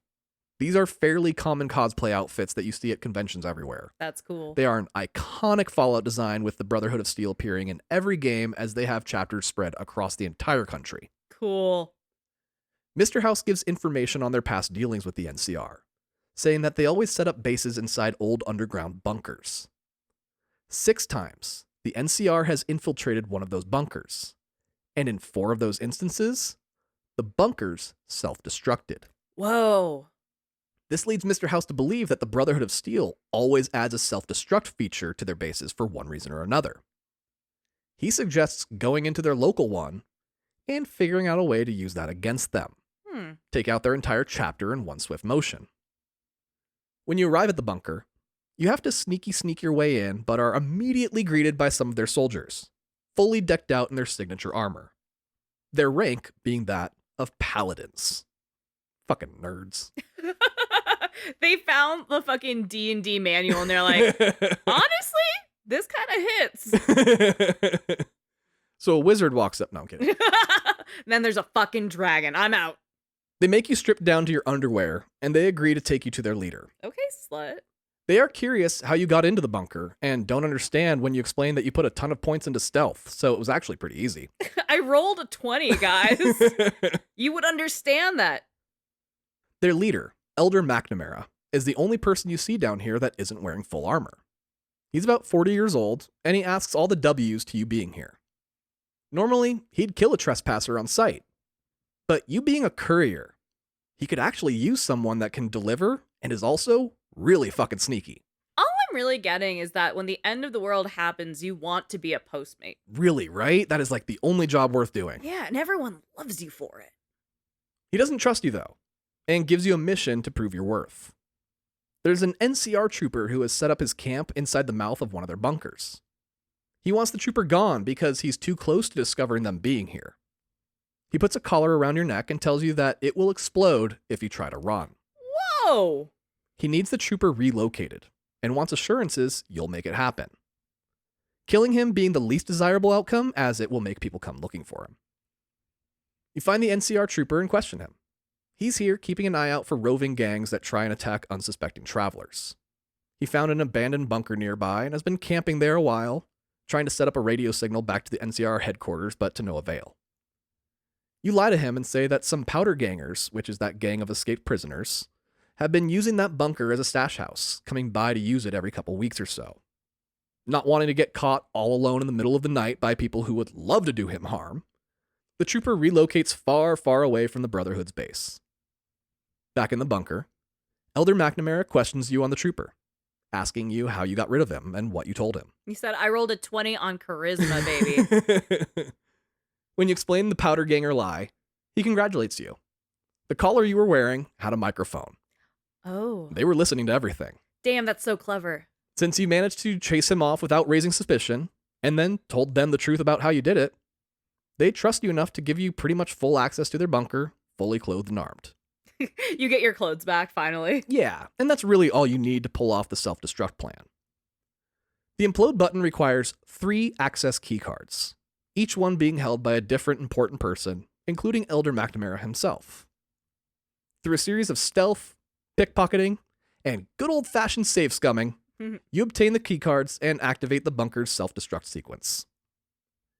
This gives you 3 minutes to escape as Klaxons blare and Brotherhood of Steel members shoot at you from the comfort of their big metal suits. Well, because they're like, we trusted you. We gave you your pants back, man. What the fuck? Well, if you had gotten really close with the Brotherhood, they would give you an armor set of your own, as you need special training just to wear it. Oh, that's cool, though. But the Brotherhood is hated by pretty much everyone, so wearing it anywhere makes people assume you're a bad guy. They think you're a prick. It looks cool, but is it really worth it? Yes, it absolutely is. The armor is cool as shit and OP as fuck, but you can also learn to wear it from a random asshole at the Mormon fort, so just make sure you steal a set on your way out, and you're good to go. That's cool. Reporting back to Mr. House, you have a final decision to make in regards to him. Do you want Mr. House to be the one in charge when this is all over? No. From here, there are essentially 4 paths when it comes to who will control the dam, and by default, New Vegas. There's the NCR path, where you help the NCR maintain control and bring big government to the people. The Mr. House path, where you team up with his robot army and help him take over everything. The Yes Man path, where you decide, fuck everyone, and use the robot army yourself to win the battle and let New Vegas run itself. I'm kind of warm to that one. Or the Caesar's Legion path, where you join Team Slavery and insist them enslaving everyone. Really don't like that one. Personally, I chose the Yes Man path because fuck everyone. Good. That's exactly where my heart's at. And so I started to fuck everyone, starting with the worst of the bunch. Caesar. Yeah. I walked into his camp as a friend of the Legion and walked out wearing Caesar's clothing. A2, Thomas! As for Benny, well, I actually killed Benny really fucking early. This is your curse to bear. I always do this. You find a way to be like, oh, I can permakill this very important character. I'm gonna do that. As soon as I got to the strip, I broke into his suite while he slept and killed him without ever talking about anything. You got no information out of him. Then I found the room with Yes Man, who filled me in on everything I would have gotten out of Benny anyway. And Yes Man said, hey, dipshit, you shouldn't have killed him. Beep, beep. One of the most bizarre options you're given regarding him is a 1v1 knife fight to the death while Caesar's Legion watches. Oh, shit. If you freed him, he does dip out, never to be heard from again, like he promised. Okay, man of his word. Goodbye, Benny. That joke was for me and maybe one other person. I hope anybody that knows that joke caught it. And if you don't, you're on the wrong side of the river. I did secure the boomers and a few others as allies, and then I went for the big man himself, Mr. House. Yeah. I'm really tired of the house always winning, so I wanted to see this man go down. Fuck yeah. Which is why we're going to go with the yes man path. Yay! Because I'm not letting the cops or slavers take over my town. Shit yeah. You remember that Mr. House mentioned he has a real body somewhere. So you do some research and discover there's a lab inside the Lucky 38 where it's kept. You walk into Mr. House's suite and destroy the giant computer he broadcasts from. All 11 monitors, all 6 keyboards, we're wrecking fucking house. This activates security protocols that open every door, including the one to his secret lab. It also calls every Securitron bot to his suite, including Victor. Victor? And you are sadly forced to kill him to make your escape. I'm sorry, Cowbot. You go inside Mr. House's secret lab and find a big iron lung-looking contraption. Oh, those are so cool. It opens, and inside is the most shriveled, frail, skeletal wisp of a man you've ever seen. He makes that one dude in the air freshener room from the movie Seven look well-nourished. Oh no. He tries to convince you not to kill him, but your mind is made up. This failed attempt at immortality has to end. You can kill him however you want, but if you do it with a golf club, Go full Abby on that motherfucker. you get an achievement that says, "A slave obeys." Shut the fuck up, no. So take a fucking bio shot because they absolutely intended the likeness between Mr. House and Andrew Ryan. Fuck me, that's so cool though. I love that. They're not from the same teams, but there is still love for each other's work. That's so fucking cool. Oh, God damn so it. good. So With Mr. House finally out of the picture, you upload Yes Man into his system so you can take control of the robot army. With the pieces finally in place, it's time to go to the dam, where the NCR and Caesar's Legion are preparing for their battle. Between the two armies, you choose to support the NCR with the intention of kicking them out once the dust settles. I need you, and then you have to leave. The president of the NCR is scheduled to arrive and give a rousing speech to the troops before the fighting starts. Something every ranger thinks is a bad idea, knowing that Caesar's Legion would love to kill him. The president lands in a helicopter, and upon approaching it, your spidey senses tingle, causing you to inspect the tail. You find a bomb attached to it, but manage to disable it given you've put enough points into your explosives perk. The president begins his speech, and you manage to take out a Legion sniper before they're able to fire off a shot. He continues speaking through 4 more attempts on his life, and then finally concludes his speech to the handful of people who bothered to show up. Oh, fiction and reality are Oh, blurring God, again. right? I'm stressed out. With the troops bolstered, the president safely flying away on his chopper, the battle begins. Like I said, I took out Caesar himself, as well as his allies, the Great Khans, so being a leaderless army, Caesar's Legion falls at your feet as Securitron bots blast them and the boomers fly overhead, dropping napalm on those slave-running fuckholes. Shit, yeah. After the Legion's defeat, the head of the NCR, General Oliver, thanks you for your help, saying that it was amazing. You even had bombs dropping down from the sky. You say, you think that's cool? Wait till you see what I have planned next. Ooh.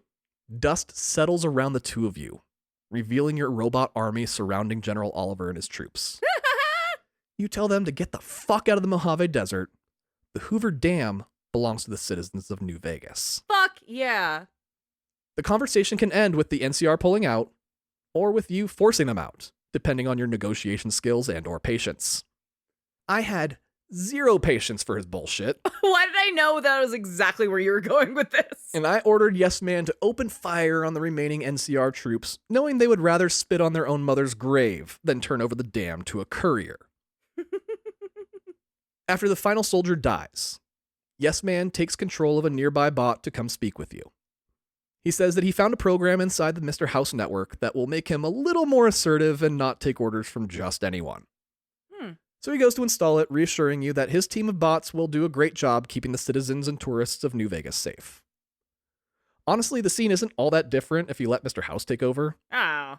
The biggest being that he replaces Yes Man, saying essentially the same shit but with a little more menace behind his intentions. It's the same, but it feels worse. Yeah. The NCR path brings the status quo. Soldiers replacing the Securitron bots as security, bringing a little law and order to the desert. As for the Caesar's Legion path, fuck those guys. I don't give a shit what happens if the slave drivers win. Yeah, fuck you. They shouldn't, and there's a reason it's the least played ending, even by people who have played it multiple times. Regardless of which ending you end up with, the final moments are always the same.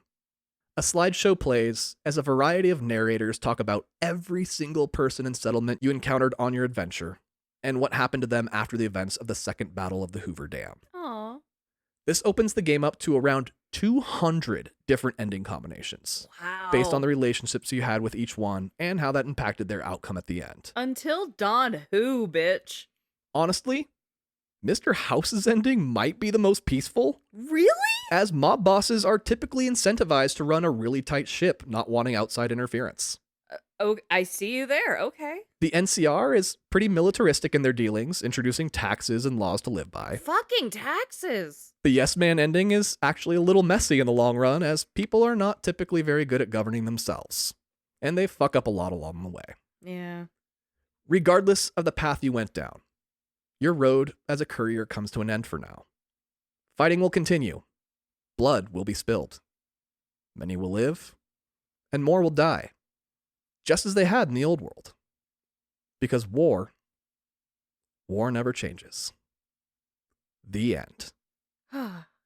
And that was Fallout New Vegas. That was fun as shit. Oh, right? I want to go on the Fallout New Vegas road trip really bad. It's a real thing. You can do it. We could do it in a weekend. We really can. The dinosaurs at Morongo Casino. You know, we could do the whole fucking thing. It's 90 minutes from wherever you are. We could do Nellis Air Force Base. Like, we could do the whole fucking thing. I really want to do this now. Start in Good Springs, go to Prim. Yeah. I know that road. Yeah, it's fucking great. I'm into it. Yeah, the Fallout days, I believe, are in November. Okay, that's a perfect time to be out in the desert too, because it's chilly, but you're not freezing your ass off. Yeah, if you're in cosplay, you're not going to be too hot. Yeah, especially if you're in that fucking Brotherhood of Steel shit, I'm assuming, like stomping around with a lot of stuff on you.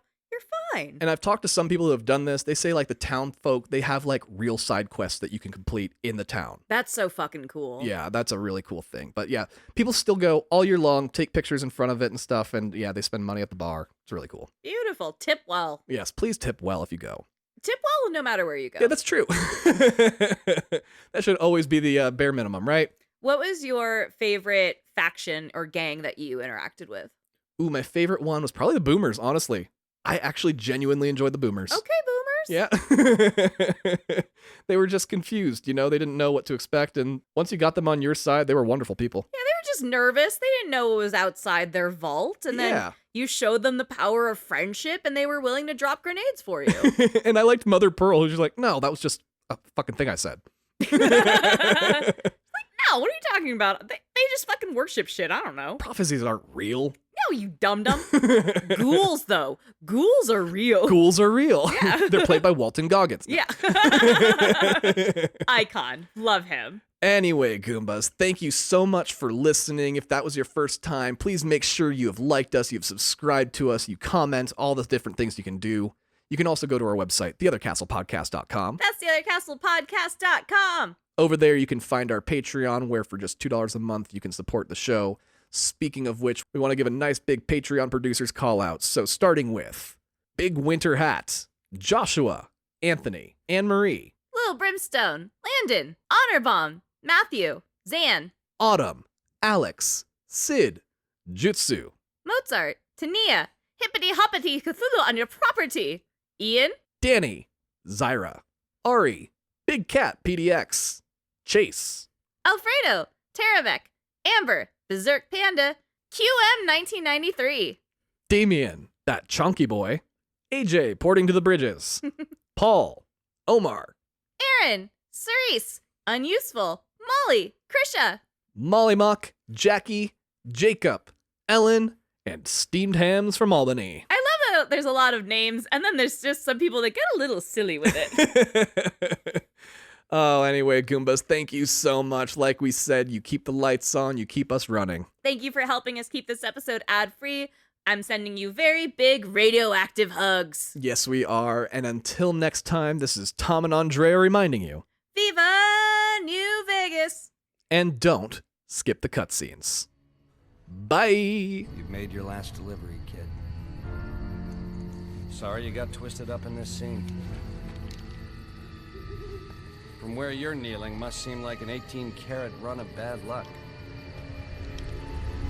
Truth is, the game was rigged from the start.